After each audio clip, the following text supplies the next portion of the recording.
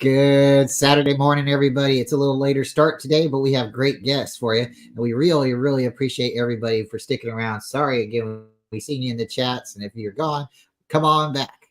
All right. So, okay, we're going to go ahead and jump in. We got Gavin as well. Apologize It's for Gavin. me.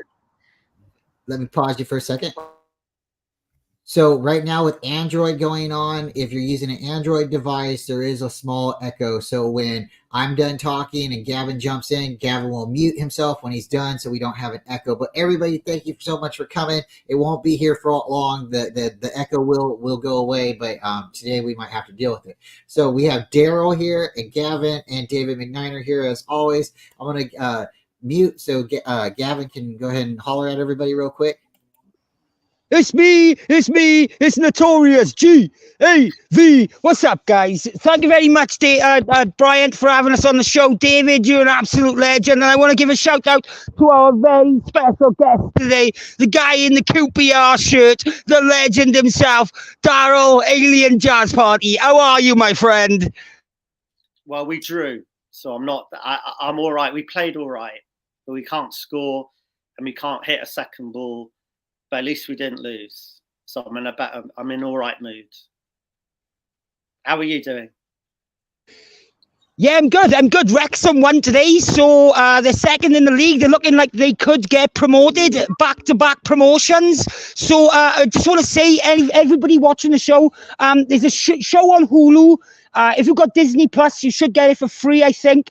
But it's called Welcome to Wrexham. If you want a soccer team to support, right, here's your team, right? It's owned by Ryan Reynolds and Rob McElhenney from It's Always Sunny in Philadelphia. They own the club and they're doing a really good job they are at the moment. And it looks like we're going to get back-to-back promotions. And it's on season 2 now at the moment. And it is definitely going to be a season 3 and a season 4. So check it out, guys.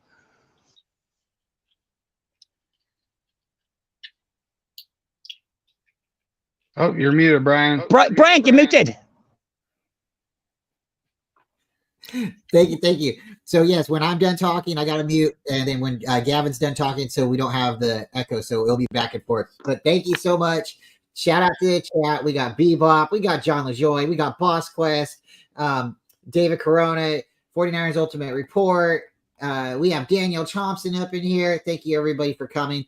So Daryl and David and Gav, we were all talking in the background. Gav jumped out for a second. He came back, but we are all here. And the topic for today, the stage is Daryl's. Daryl had a great topic, and he wanted to know, and we want you guys in the chat as well to interact and let us know your thoughts.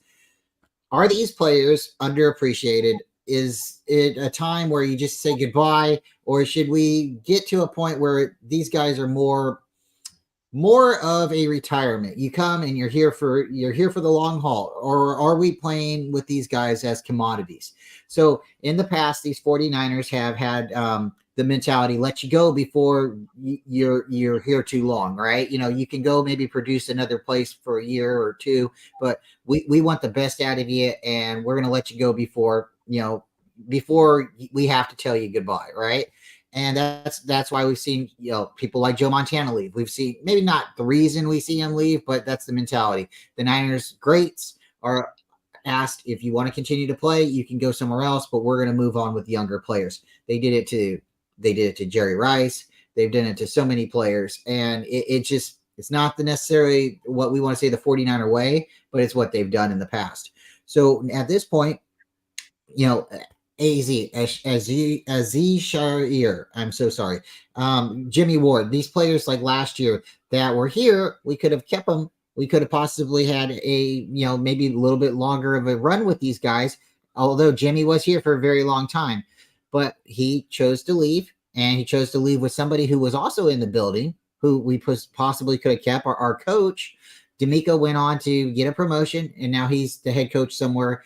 So, like, you can't just let Kyle go and the D'Amico become the head coach. Everybody wants to grow, but do you have to be the head coach, or can you get paid a little bit more money and be happy and win a Super Bowl here?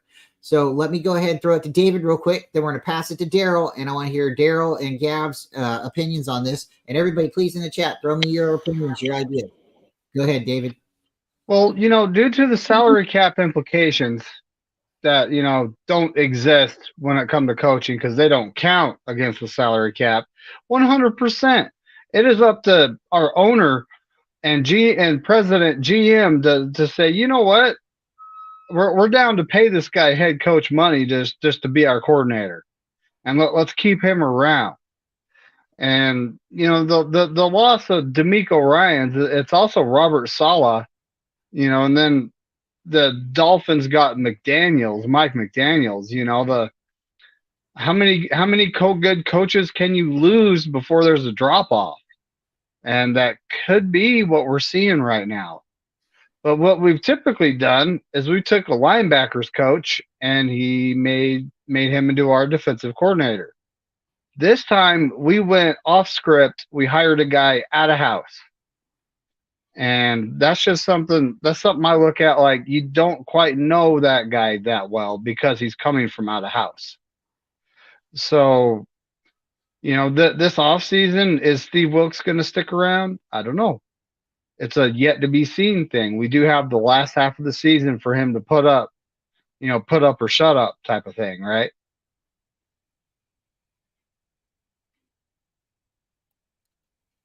Daryl, what's your thoughts? Great topic. We really appreciate you coming, and I want to hear what you got. I think basically in sports, there's a general thing that if you're a very good assistant or whatever, you're going to go on to be a manager.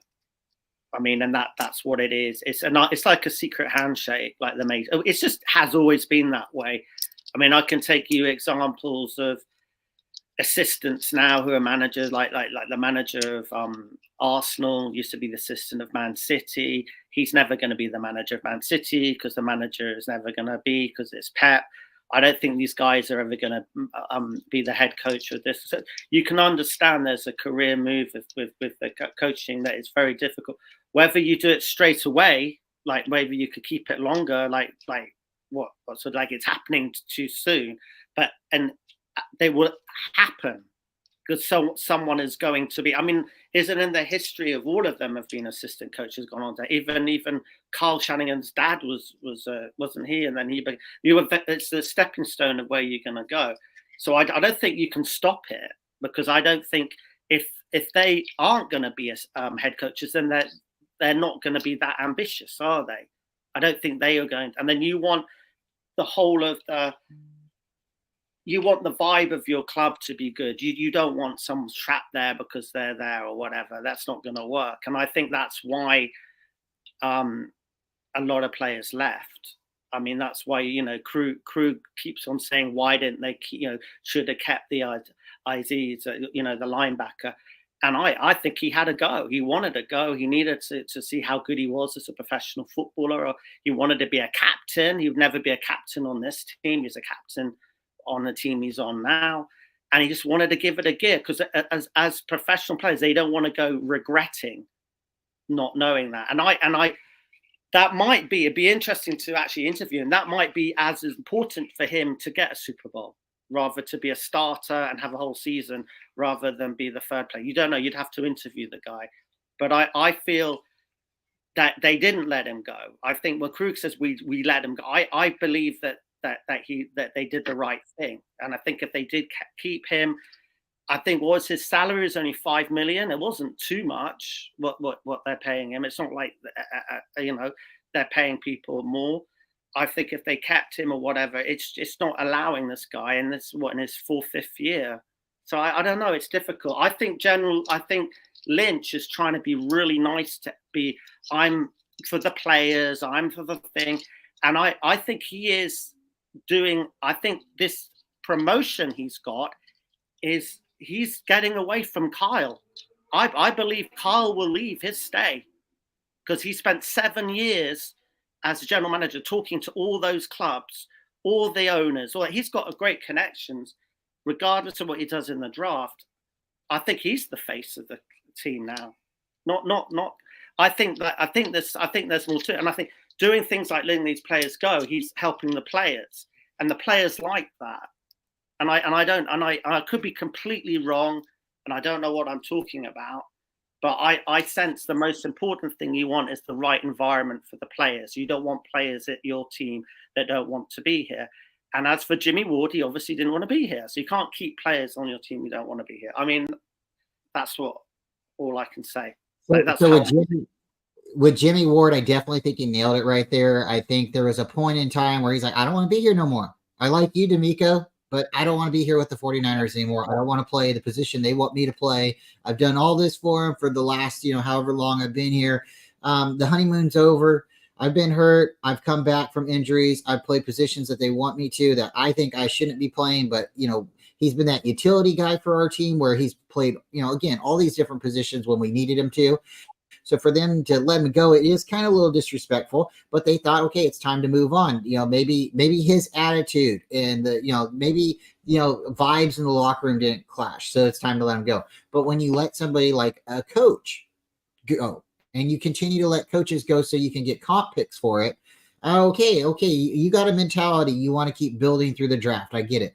But sooner or later, like David said, when is the talent of the coaches depleted? Not everybody can just rise up and be, just because you played football, you're a good head coach. There's a lot of players who never will be players, but will be great coaches because they have that love and passion. We talked a little bit backstage, and I'm not going to say I'm going to be a great coach, but I had maybe a little bit better of a mindset of sitting there and being able to memorize the plays, but not being able to facilitate them on the field. That was maybe my problem. Not being able to be the fastest guy or the tallest guy out there. So for me, I have a lot of heart and passion, but my biggest or crumb to this whole matter is why not stay until you win a championship? You win a championship with your guys, the people that you started out with, right? And then you move on to a new portion of your life, right? Like you graduated, now go be a head coach. So do you think you're not going to be a head coach? Is that why you're leaving so soon? Or do you not think that this regime that you built won't get it done? It's money. Yeah. It all boils down to money, it does. Yeah. They're only getting so much as a defensive coordinator, right? And then they're obviously going to be offered a lot more money to go and be a head coach for the Jets or for the Texans, wherever D'Amico went. So I think that boils down to money, really, and financial security. But I want to say as well, right, that I think Steve Wilks is being judged unfairly. I think because of the last two defensive coordinators we have had in Salah and D'Amico, I think he's being judged to where they ended up at, right? And they didn't start, both of those defensive coordinators didn't start, well, D'Amico did, right? But he started off with Salah dropped off. But Salah had a lot of trouble off the faithful for where we started and where the defense was, where it started to where it ended up. So I think it's totally justifiable that those two coaches would want to be head coaches, and Steve Wilks has also come in, right? And I think Shanahan has said to him, what were our problems last year? And our problems last year were containing mobile quarterbacks, right? And he's doing that, right? But it's at the sacrifice to sacks. And he's also, isn't he like a 3-4 guy? I think he played like a 3-4 or something like that. And he's coming to with a 4-3 formation. So I think it's going to be an adjustment period for him. So I think we should give him this year. I know we're in Super Bowl or bust territory, but we should give him a year to settle before we can truly judge him. I don't think we've seen the best of Steve Wilks yet. And I've also got a question for you guys as well, right? If we want to pass this around, right? How much of a difference do you think Steve Wilks will make on the sideline this game instead of being in the booth? Because from what I've heard in the talk that's going about on YouTube, that Steve Wilks is going to be on the sideline this year, this game, sorry. So is that going to make that much of an impact, guys? What do you think?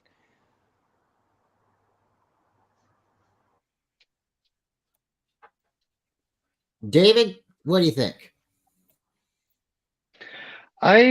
Honestly, if it makes an impact, it'll be a communication thing, because there could be some sort of disconnect between what the players are telling whoever's doing the communicating up to the booth and what he's hearing. Something could be getting lost. That's about all I can think, Steve Wilkes is not that high energy guy like D'Amico Ryans and Robert Saleh is. So having him down on the sideline, the benefit is he can talk to the players directly and totally grasp what they're telling them and make adjustments right then and there versus we've seen the adjustments being made at halftime, right? I can say as a sports fan, and I'm going to give you a humorous answer, we're unbeaten. So if he starts winning at the sideline, we haven't lost since the sideline from the so you could sort of start up something. Do you know what I mean? That the superstition is superstitious as well. I mean, if you're I know there's a lot of superstitious in sports, but I would say like exactly what David said, it would be about communication. That's the only thing I can think of that could be a but it could be good if he starts winning a lot and you get on a winning thing. It's the sideline that did it. That's how people are. That's how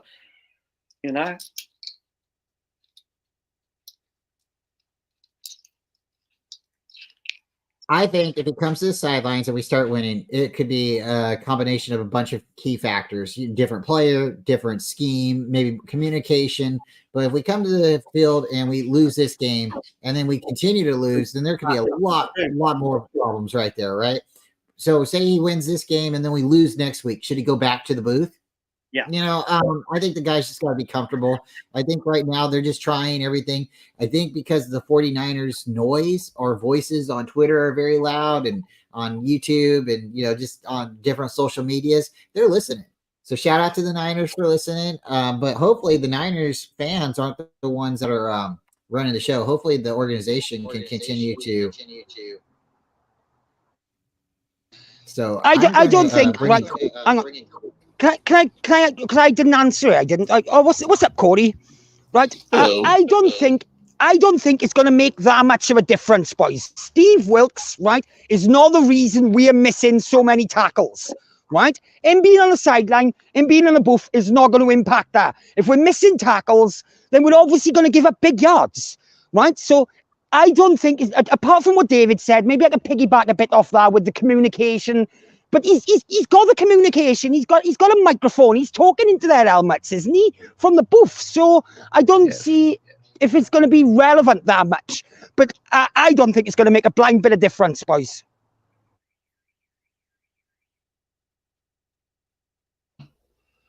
He could talk to all the players, not just one. You don't have to just talk to Fred Warner. He could talk to the whole defense.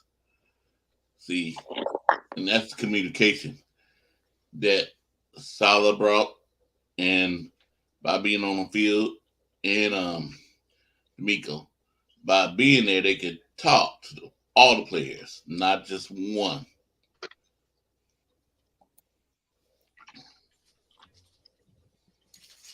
I like what King Mufasa brought up right there. He says Wilkes needs to be down there yelling at the refs. He can't yell at the refs upstairs.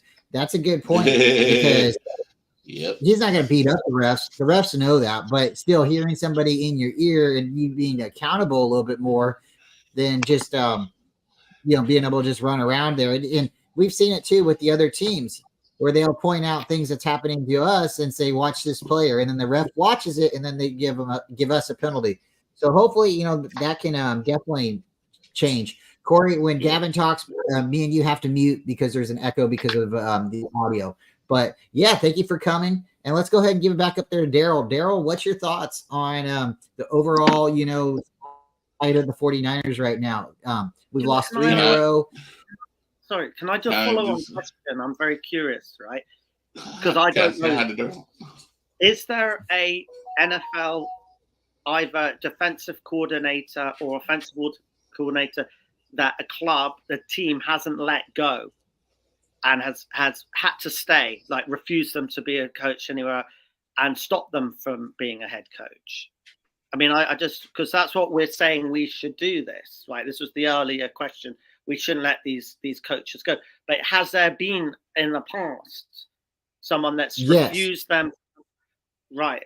Yeah. Can I? Yes. I really don't know this. Who? I'm just curious. I can't give you a name per se, but they Yeah. have blocked players and coaches from What, going to not other the teams. team? They have blocked him and Guys, said, "No, I don't want to."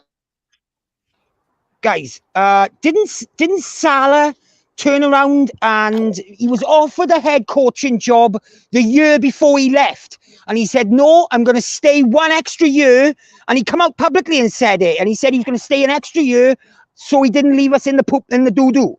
Yeah. I'm sure there was talk about Salah the year before, and he stayed an extra year. He did, so I think that's happened there. Yeah, but that happened to D'Amico as well. He was offered a head job coach and didn't take it after his first year and stayed another year.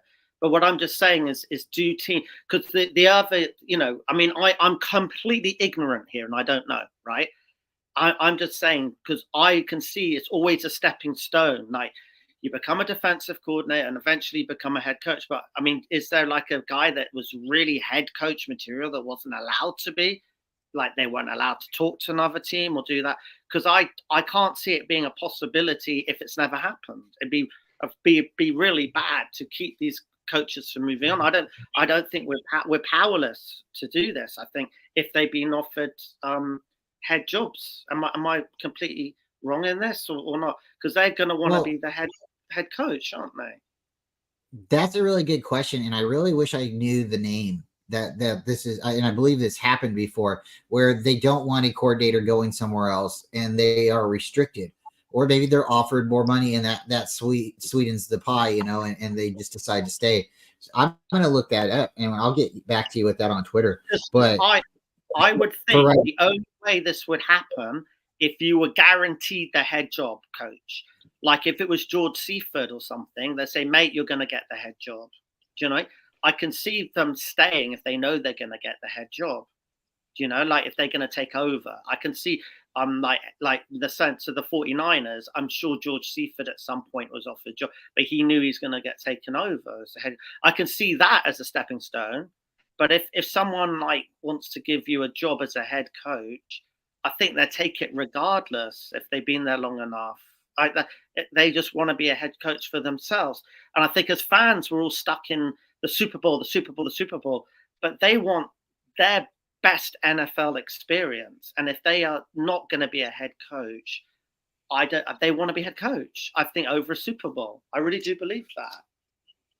They want to have they want the money, they want the thing, they want the whole thing to be a head coach. And that'd be a question to ask, like a journalist, to ask McDaniel, would you want to stay somewhere good, or would you want to be a head coach? It'd be interesting. I think they would go head coach. I really do. And I think value it. I think that comes down to an individual person, because if you look at our defensive line coach, he doesn't want a promotion. He didn't want to leave. He likes the Bay Area, so he stuck around. He wants to coach the defensive line. So I think it goes down to some people in their ambitions and what they want out of life. Because you're happy, you're happy, right? And for me, like, I don't have to be a millionaire. Right. I want to pay the bills. So if I could win the championship with one place, if you're a fan of that team, if that was your team and you grew up, that's your thing. Like, there's some great players that never move, like Steven Gerrard from Liverpool. He was there forever. Why did he never move? I mean, Gavin would tell you. I mean, that's crazy. But he did move. He did move the last season. Last season of his career, Stevie G went to USA. He was in the MLS. Gav, you know what I mean. He could have moved to bloody Chelsea and won everything. Do you know what I mean? At one point, do you know what I mean? But he loved Liverpool, didn't he? So I can see if you love the team in the area. But I think most people would want the promotion. It's what they want. And I say that with the players as well. I think that Aziz wants to be a captain on another team, middle linebacker. He doesn't want to be a third string. He wants to have a whole season of playing. He doesn't know. He could get injured any second and never have that. And I think that might be just as important to some. Right. That's what I'm just saying. Right. Can you hear me? First, hi. Your name is Mark. Is your name? Daryl. Daryl, I'm sorry. Hi, mate. Hi, Daryl. It's nice to meet you. Hi, nice to meet you, man. My name is Corey. You know who's doing that? Don't take offensive and head coaches are moving up to defense coordinator. Our defensive line coach. He just want to stay there Yeah, as a defensive line. yeah. He don't want to move up. And I used to think McDaniels first was doing that, not taking head coaches' jobs to stay trying to be the head coach of the Patriots, waiting for Bill Belichick, but then he left and went to the Raiders. So that was out the door. But you could see Matt Daniels would love to be. He loves it in Miami and what he's doing and all of that. He wants to. He's the center point now. Yeah, I mean, his whole profile's changed and everything like that. And I mean, he was quite. I mean, he was quiet for the most part for the Niners. He only really spoke out his last season here, wasn't it? It wasn't like he was a big figure that everyone really knew, was he? And until the last year. But look at him now. I mean, I think he's the sort of guy that wants that whole thing. But you're absolutely right. Well, what we're saying is right. It's some people. It's the expectations of what the person wants. Because if your thing is like being a defensive, working with the backs, or if you want to be a linebacker, that's all you want. You don't want the pressure. It's an individual thing that we're right. But what I don't like is. The thing is that we should have him.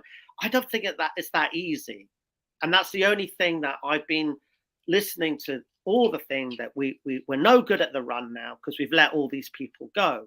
But did we really let them go? Do you know what I mean? We didn't let them go. They left because it was time for them to leave.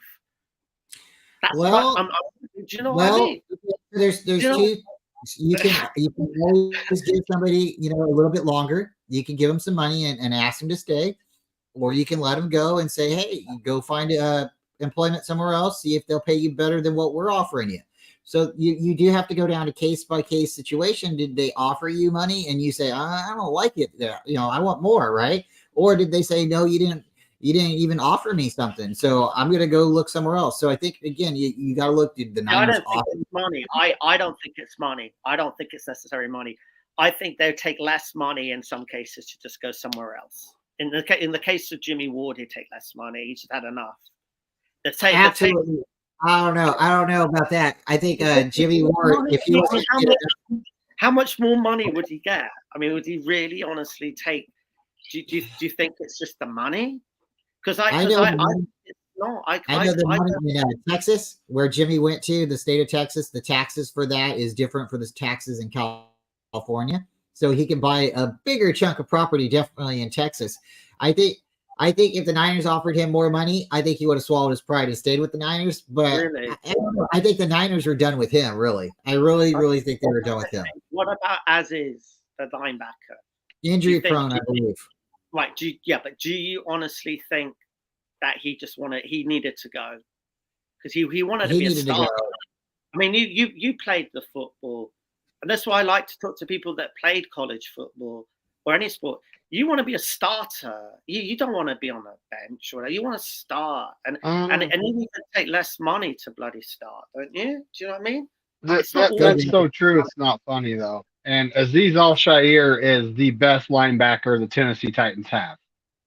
Yeah, and right now. Yeah. But do you think we could have kept him? And do you think he would have wanted to stay? I honestly believe that we could have kept him. You can't keep everybody. But we did bring in some fresh talent this past offseason, and rookies, D. Winters and Jalen Graham. And what they could develop into is yet to be seen. But they have the sideline to sideline speed, and they're they're kind of the size linebacker we like. Yeah. So we'll see what they become, but that's pretty much all I could say about that. I mean, I'm not as I'm watching it from here, right? And I have other friends in America. I got a friend who owns a record shop in Wisconsin, who's a Green Bay Packer fan, right? And it's called Radio Chaos. It's really cool. It's been there for 40 years, and And I phone him up and I go, well, you know, when we play, he goes, because your linebackers are just amazing. That's the first thing he said. 49ers linebackers are just insane. That's what he says. They're insane, right? This is somebody who doesn't follow our team. This is a Green Bay Packer fan, right? And he's knowledgeable. He plays, right? And what I feel this season is the drop-off in the lineback is unbelievable drop-off. I mean, when Greenlaw was injured or whatever, there was never that drop-off. And this guy is massive, massive. We haven't realized how good we've been consistent with these three linebackers. Massive drop-off. And you're right, we might, you know, produce another linebacker or develop some other line. But I'm talking about right now. That is a massive drop-off. And then so I listened to the crew and I agree. And I single out this person the most.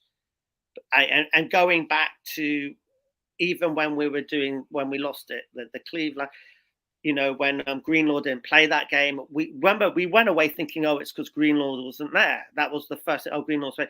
And then when the linebacking has gone right down, the actual tackling and what and he's actually right. And maybe this was and then everybody wanted him back. Do you remember in the everyone wanted him back in the trade, you know, just before the deadline trade, everybody wanted him back. So they've realized this is where they have not. This is a massive thing and situation. But I don't think it's that easy that you could have kept this guy. I'd like to know more if it is. I don't think it's that easy. You just keep a guy because unless if he's doesn't the player have a say? The player has no say whatsoever. Basically, that's what you're saying. In the NFL, the player does not have the say of what they want to do or where they want to go. You're muted, Bryant.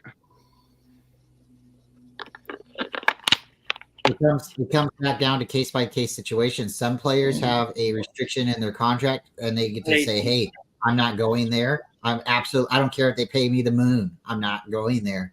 And then some places are saying, "I don't care if they don't pay me dirt. I want to go there." So, you know, and then sometimes, you know, even coaches. We tried to trade Jim Harbaugh to the Cleveland Browns back in, I want to say 2014. And we tried to do that in July or August. So, you know, he would have been a Brown. He wouldn't have had anything to say about it. And it's the same thing kind of like what Kyle said. If the Niners offer a big enough, somebody offers the Niners enough for Kyle, they're going to listen to it, you know. So John Gruden got traded from the Raiders to Tampa Bay when won a Super Bowl. So it's not necessarily the best thing, but you know, sometimes, you know, like Kirk Cousins, he had a trade clause. He wasn't going to just be traded to any team. And Jimmy Garoppolo, same thing. So hey, let's go ahead and let's see what I'm going to mute. I'm going to ask Gavin what he thinks, and because I know he's got a little echo, so I'm going to mute and I'm going to have Gavin talk. Gavin, how are you doing, buddy? Yeah, I'm good. I'm still here. I just dipped out of the chat. Yeah, I think as you said, Brian, I think it's case by case. I think with Jimmy Ward, I don't think we offered him enough money. I think he went to the Texans to get paid, and he got paid like a safety. And I think the deal was if he stayed here, he would have had to play as a free safety. And I'm not sure that he wanted to do that. I think he wanted to be a full-on safety because that's what he does best. He comes running downhill, stopping the run, big tackles. So I think we wanted him to play differently to what he wanted to play. But as far as Azeez goes, I think he went just because he could be the top linebacker in that team. He could be a leader on that team. He's a captain, like you said. So basically, like you said, it's just case by case, really. And sometimes people don't give a shit about don't care about the rings. They just care about money and financial security, and that's what it boils down to sometimes. So yeah, like you said, Brian, it's case by case for me. Would you take and do me the honors of reading John LaJoie's 49ers question? And I'd like to hear your opinion and Corey's opinion on this. I'm sorry, Gavin, would you do me the favors of reading John LaJoie and his question? And I'd like to hear your thoughts and Corey's. Yeah, question. Play Trent Williams or let him rest one more game? Ooh, that's a tough one. That's a really tough one. We really need him. We really need him. With our O-line without Trent Williams is suffering, and we can't run the ball without him. So it's devil if we do, devil if we don't. Yeah, you're stuck between a rock and a hard place, yeah. But for me, you got to play him. You got to play him. We need a win by year. We're on a bit of a slump. 3 losses in a row. We need all our best players on the team. We need all our weapons at our disposal. I think we definitely need to play him, especially with the O-line ranking like 31st in the league or 30th in the league. And he's obviously our diamond on the O-line. So I would definitely, we'd have to play him. We have to. I think he's had a couple of weeks off now, so he should be good anyway. So Big Trent will be back and he'll be looking good, I think. Yeah, so let's play him. Corey, same question for you. Play Trent Williams or let him rest one more game? That's a good question. I was looking to see if he's about 99% healthy, I will play him. But if he's under that, I'll probably rest him. You know, he is a good player, and plus against Jacksonville, I want to see him out there because I think Jacksonville got a good pass rush. So I will play him. Daryl, what's your thoughts? Would you play Trent Williams or let him rest? I would play him 100%. I would play him. On the situation that I think just for just to have him there, motivation, just for energy, whatever. He's the only one, he can block well for the run and all the rest of it. I'd say if he injures himself or whatever, I'd say you can't think like that. I think you have to win this game. Or either just you've got to put your and if just put him out there and just I think psychologically if he starts, it'd be a psychological thing for the Jaguars. That's how much I feel. If you got Debo and him coming out there, they will think that it's kind of like when we look on the team sheet in a match and someone's not playing, we feel good. If he comes out on the team sheet, that's he's playing and stuff like that. I just think just for that. I mean, I know that's correct. And you know what I do if he really is injured or whatever? I would pay him and then take him off. Like literally, if he is that injured, I would play him just to begin with or whatever. But I would definitely want to start with him just at least on the first drive to sort of say we've got that, because I think it's a massive thing if it's a psychological thing and it's a big one, isn't it?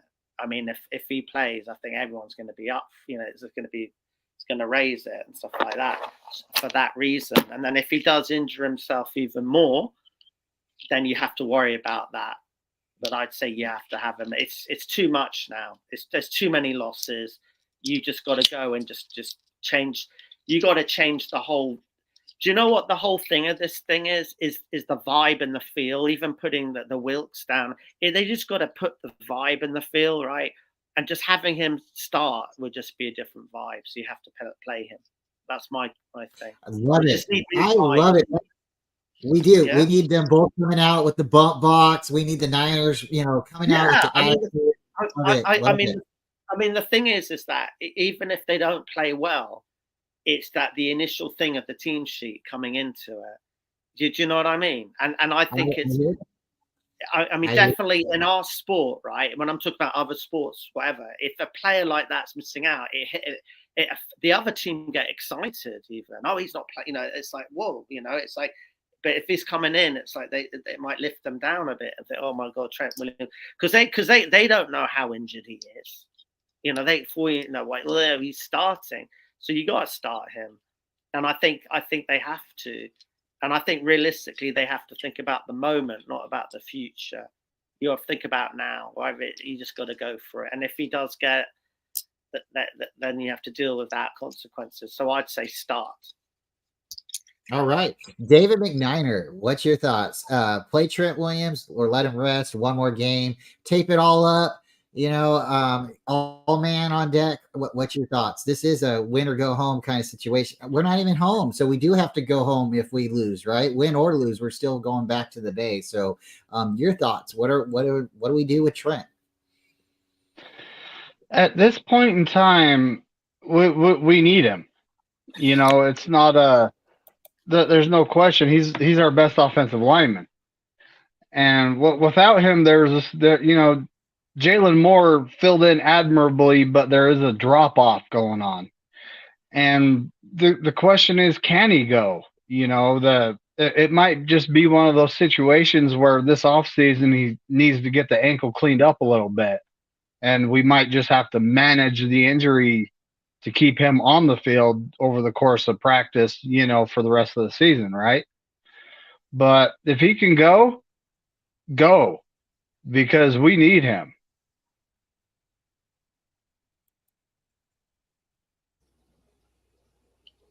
Oh boy. Yeah, that's how I kind of feel too. If you're able to go, you can suit up. There's injuries all throughout the year. It happens. You're supposed to be a warrior. Right. Let's go. So if you can Right. go. Yes, Corey. I can't remember what season. I think it's when our season where we made it in the playoff and Trent was hurt, but he played. He forced himself to go out there. 2021. 2021. And he said he came and said he shouldn't have played because he wasn't at his best. He think he hurt. He think he hurted the team more being out there than helping them. Yeah, Wasn't so that was you the gotta Rams. look at the Rams, the But that was a championship game, wasn't it? Mm-hmm. Yeah. I think how could you not play in a championship game mentally? You're going to believe that you are. It wouldn't be him not saying that you can't play. It would be someone telling him not to play. You're going to believe you can play no matter what. I mean, that's a hard one. And I think it's a massive difference between the championship game and this game. Not playing. Do you know what I mean? Yeah, because I think we can afford to lose this game. I don't want to lose any games, but the championship game, you can't lose that. There's no playoffs. There's no game. But again, if you really don't think that your 80% is better than the guy's 110%, that he's the healthy player that's sitting on the bench, then I guess you're just that much better, right? And that's a really significant drop off from the rest of the team, right? The coaching staff has to do something to get. I know you're an all pro, you're going to probably be a Hall of Famer, but if you have an injury and you're this much better than the guy who's healthy, what do you guys think about that? I mean, I know Trent's great, but still, is it really worth having him out there on the field when we got another guy who's 110%, who's going to give you at least that effort? We don't know what he can do if he doesn't get playing time. If you don't play him, you don't know if he's any good, right? He can't learn from his mistakes if he doesn't make any. What do you think, Gavin? I think, right, I've got a super important point to make by you, right? But it's an away game, right? And if Trent Williams isn't out there, who's going to do the walkout with Debo? Exactly. Right? We need him. We need him just for that, just for the walkout. We do, right? But I like what the boys are saying. What you're all saying is it's a vital game.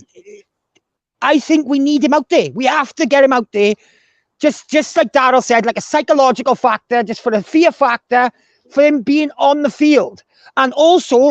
If we don't have him out there, Josh Allen is going to have a field day. That guy's on 9 sacks already this season. He's predicted to have 18 sacks by the end of this season. He is going to have a field day if Trent's out there. We need something to stop Josh Allen.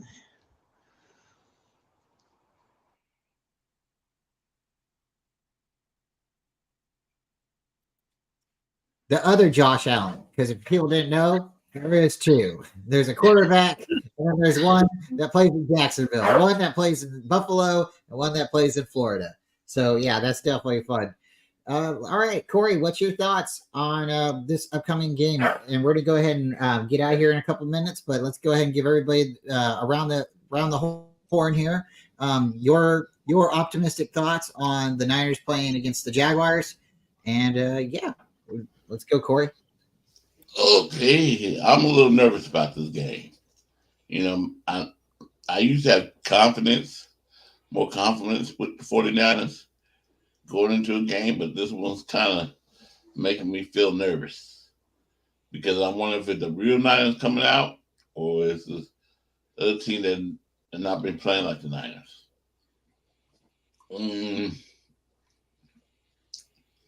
We should be able to beat them. We should be able to run. If we run the ball and keep their offense on the sideline, they don't have that much. And if we keep their offense off the field, is also keeping our defense not playing much off field. So they might keep them resting. And we win by time of possession. We can win this game. I agree. Keep the ball out of their hands and have long drives, and I think we can win. David, your thoughts? How do you feel about Jacksonville? I'm kind of nervous because we have to go all the way across the country to play them. It's not a home game, but at the same time, if we show up and play football how we're capable of playing football, it should be a win. Right?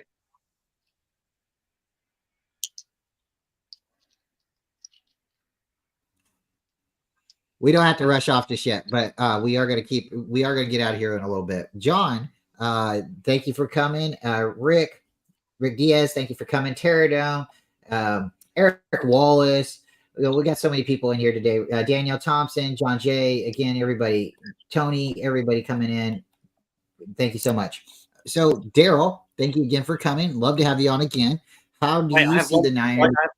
Hang on, I got one positive stat for the Jags. Okay. They've lost both their home. They're 2-2 at home.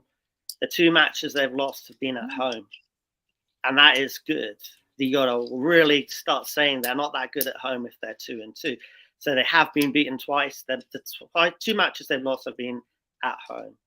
And the other thing is I've seen them twice. I've seen them in London twice. I saw the Bills game. I saw the Atlanta game. And that running back is really annoying. I mean, I don't think people don't care about him, but he's a really annoying player. And they're a good team. But from what I gather, the crowd is going to be more 49ers, so we're going to have more fans there. And the fact that they've lost 2 at home is great.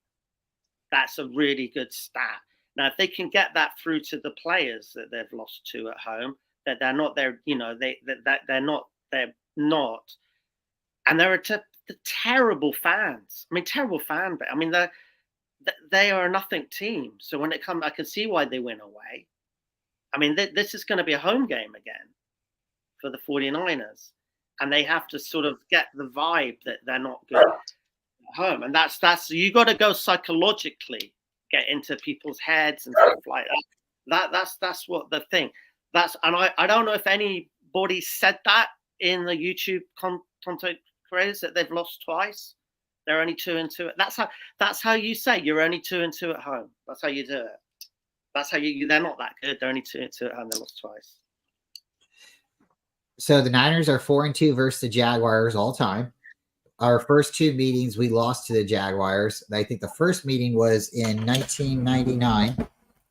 It was in 1999, and we lost really, really bad. Really, really bad. It was like 41-3. Let me pull my book out. I have it written down. And since then, so yes, the first game was 9/12, 1999. The Niners went out. We put 3 points up on the board. Shout out to the kicker, and we lost 41-3. 41-3. And then we play them in 2005. The Jaguars beat us again. This is the second time we played them in Jacksonville. 9-10. Shout out to the kicker again. The kicker at least put up some points, but the Jaguars scored a touchdown and a field goal, and they won the game again, 10-9. Then in 2009, the Niners finally get a game in San Francisco. Jaguars 3, San Francisco 20. So 20-3. The Niners are now starting to turn it around. And you guys know 1999, 2005 weren't the best years for the 49ers. 2005, shout out to Alex Smith, first overall draft pick. So now we're going to go up to 2013. And this game was in London, I believe. I was at that game. So this one was 10-27, 2013. This is 42-10. This was just a brutal beatdown. Kaepernick just totally just destroyed the Panthers. It should have been a shutout. It really should have been a shutout. So it just turned out. So then in 12-24, 2017, the Niners played the Jaguars in Santa Clara. Jaguars 33, San Francisco 44. This was the game where Jimmy G played against Blake Bortles, and Jacksonville had that really good defense and everything. So then we go to 11-21, 2021. Niners 30. We went to Jacksonville. We beat them 30-10. And that's our 6 games that we played against the Jaguars. And the Jaguars, good team overall. They're an expansion team. They've had their ups and downs. They shouldn't be written off. It's an any given Sunday, but they do have a good defense. And we have some people on our offensive line that are banged up. So we just have to go in prepared. Gavin, I'm going to mute. I want to hear your thoughts. What do you think about the Jaguars and the Niners come into play? Yeah, I think we, like I touched on earlier, I think we need to stop Josh Allen. We definitely need to get control of him, stop him from getting to Brock so easily. I think Brock might need to use his legs and escape the pockets and extend plays because our O-line hasn't been the best. So he's going to be running for his life around there. Also, I think we need to keep an eye on the tight end, Hunter Renfrow. Is it Hunter Renfrow, the tight end? Yeah, right. He's on like pace for a record-setting season as a Jaguar tight end. He is. So he's absolutely lighting the place up. Really, he is. So we need to keep an eye on him. Right. Right. He's also the top tight end for most yards after reception for yak yards. Right. He is the best tight end in the league at the moment for yak yards. So with us missing tackles, if we miss a tackle on him, it's going to lead to big plays. So we need to stop the missed tackles, reduce the penalties in the backfield, and just lay the smack down on him. We do, right? And that's basically what I think. Anyway, I'm probably wrong. I'm a dumb Brit. What do I know, guys? Well, I agree. So if you are, then I'm done with you, and I don't mind being wrong. So just don't call me ugly, okay? That's all I gotta say. Hey, so let's take a second, everybody. I'm gonna show you guys my video I put together. I already dropped it. Brian, mute yourself, Brian. Brian, mute yourself for a second. Did you ask Darryl how he became a 49ers fan? Have you asked him yet how he became a 49ers fan? Have you asked him yet, yes or no? No, please. Darryl, how did you become a 49ers fan, my friend? Okay, I was in San Francisco in the 80s, around the Joe Montana time, and I was dating this girlfriend, and her parents were season ticket holders of the 49ers, and that was the year they got to the Super Bowl. I went a few times, so that would have been 1990. That year, the 89, 99. Okay, I wasn't a fan then of the 49ers, but I saw them. Then there's the same girlfriend, who's actually my wife now. I went to live in the Bay Area in 1993. Again, I went to the games, but this time I was a full-on fan. I really got behind Steve Young.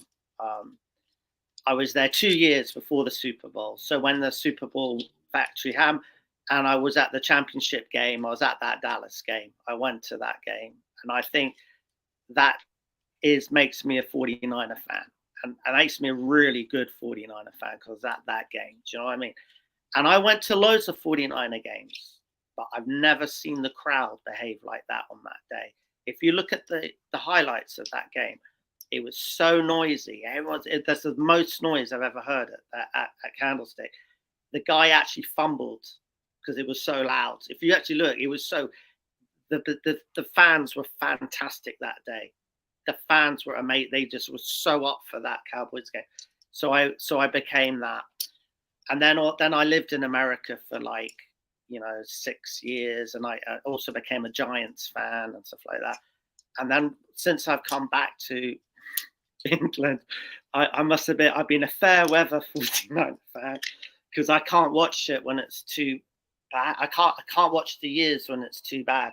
I'm not, and I tap my hat. If the fans are still supporting them and there's nothing there and they're losing every game, and those are the most amazing fans. But then obviously when it was the Kaepernick, I went straight back into it. Do you know what I mean?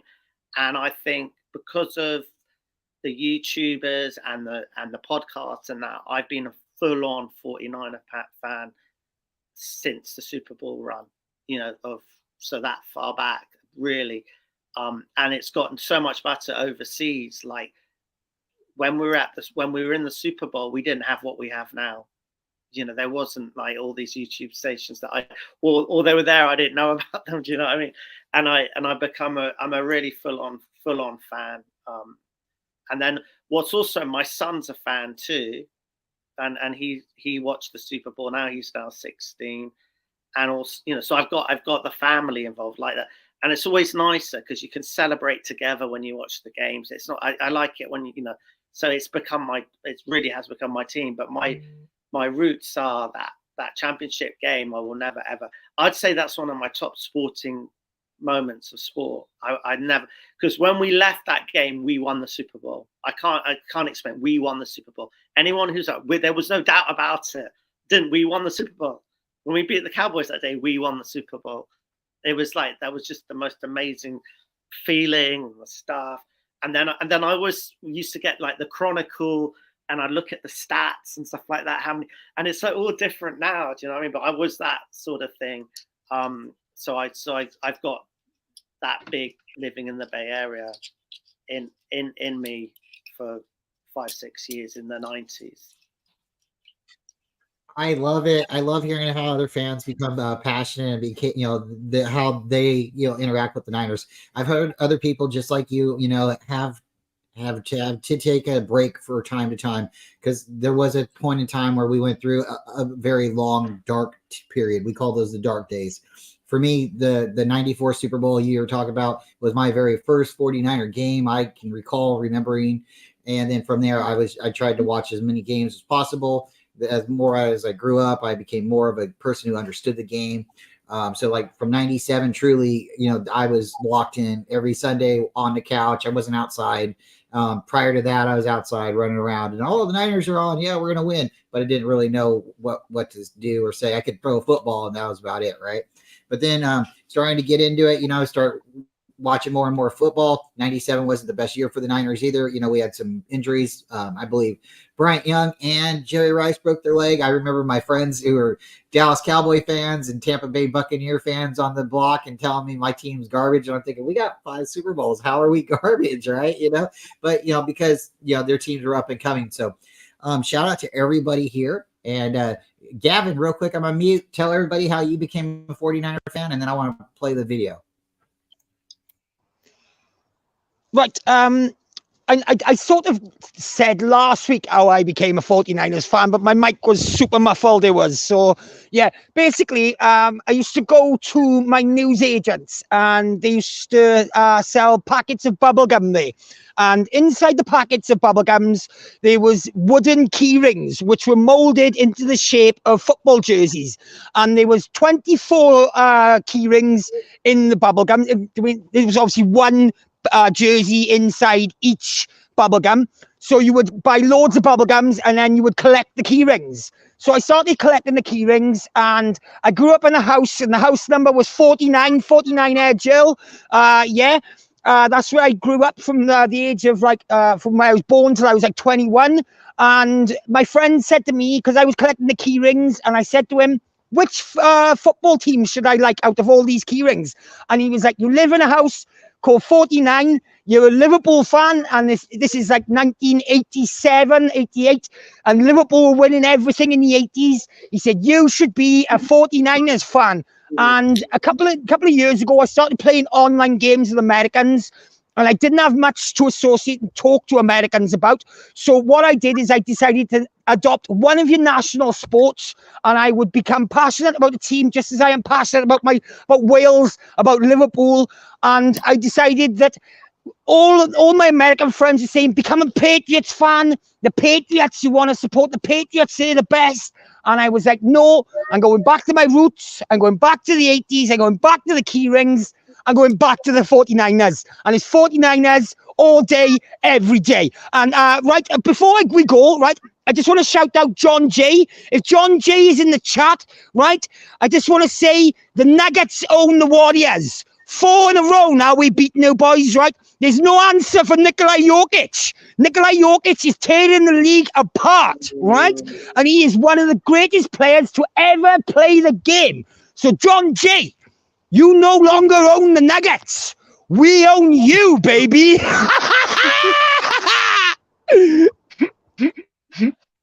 Can I say one thing which is really important, which you guys should know living in America? I think the success of the NFL in England is to do with the timing. It comes 6 o'clock, right, on Sunday, and then we have one game, and then we have 2 games. So it goes 6 o'clock to 12 o'clock. And in that time, there's no other sports really that are competing with that. So you have that wonderful period where they have that slot, and there's so many sort of passive NFL people have become because it's been there. Do you know what I mean? And they've actually done a terrific job over the years of doing it. And that's why we have it in London and stuff like that. Darryl, I've got a question for you. Should the Principality or Cardiff's National Stadium of Wales, the Principality Stadium, the Millennium Stadium, whatever it's called, should that host an NFL game? Well, I think it will. I think it will eventually. I mean, could you imagine? Could you imagine if it became tribal, the NFL out here? Do you imagine if they? I was just thinking the other day. Sorry, I just say this again. Could you imagine if like you had a Newcastle team and they were the Geordies? Can you imagine if 55,000 people of the Geordies as an NFL team? Could you imagine if it becomes tribal? How crazy! The Monarchs. They should give us a team and call it the Monarchs. The Monarchs. They should call it. No, I tell you what I want to call it, the Werewolves of London. I thought that'd be a brilliant name. And you could have the song Werewolves of London when they come out. It'd be, ooh, Werewolves of London. I think that would be a good name. Oh! I actually think about this. It's how sad I am. I'm thinking of stuff like this. It's like my NFL team is going to be the Werewolves of London. All right, folks, we're having so much fun. We do got to cut it a little early. I'm gonna drop my video. If you guys have 3 more minutes, you want to stick around. Thank you again. Please check out Corey Davis at Lockdown Corey Davis. He's got a great YouTube channel. David McNiner at David McNiner. Gavin and Darryl, you guys are welcome to come back on. We really love it. Tomorrow we'll be doing this again. If David has time, we'll be talking a little bit about the NFL schedule and breaking it down with Mr. Gammon Brown. So please tune in, and we should have a great show. Probably about 9 o'clock tomorrow morning, guys. And yeah, check out this video if you guys got a couple minutes, and we're going to go ahead and beat the Jags. So let's go Niners.